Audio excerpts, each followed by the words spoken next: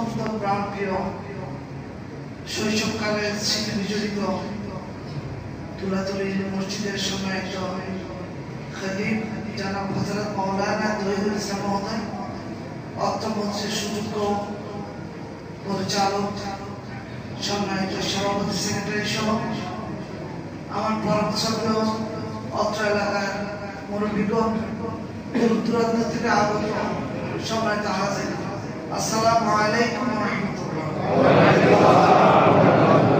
আল্লাহ তাআলার লাখ কোটি সুচিত কালমাত শুকর আদায় করছি যিনি আজকে আমাকে ইয়াউমুল জুমআত দিবসে আল্লাহ রাব্বুল আলামিনের ঘরে আপনাদের সামনে আসার কিছু কথা বলার সুযোগ করে দিয়েছেন।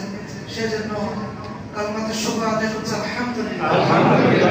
রাসূলুল্লাহ সাল্লাল্লাহু আলাইহি ওয়াসাল্লাম পেশ করছি পৃথিবীতে এসেছিলেন সমস্ত অন্ধকারাচ্ছন্নকে দূরীভূত করে দিয়ে সমস্ত মানব আইনকে প্রজ্বলিত করে আল্লাহর আইনকে প্রতিষ্ঠা করার জন্য, তার জন্য পড়ছি সাল্লাল্লাহু আলাইহি ওয়াসাল্লাম। আমি নূরের মাগফিরাত কামনা করছি এই মসজিদের আশেপাশে যে সমস্ত আমার পরমশ্রদ্ধ মুরব্বী ভাই, মা, বাবা, অত্র এলাকার যারা কবর সাহিত্য অবস্থায় আছেন তাদের সর্বোচ্চ জান্নাত কামনা করছি।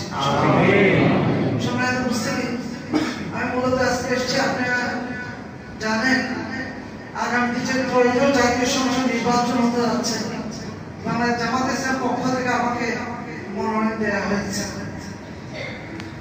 সুতরাং এই এলাকাটার মধ্যে আসলে আমি যখন বুদ্ধি শুরু হয়েছে, আমার জ্ঞানের হাতে করে শুরু হয়েছে, তখন থেকে এই এলাকা আমার পথ চলা। এই এলাকার সম্মানিত মুরব্বীরা আমাকে অত্যন্ত স্নেহ করে, অত্যন্ত ভালোবাসে এবং আমার জ্ঞান অর্জনের ক্ষেত্রে, আমল আখলাকের ক্ষেত্রে, জানার মানার ক্ষেত্রে, তার বিয়ে গ্রহণ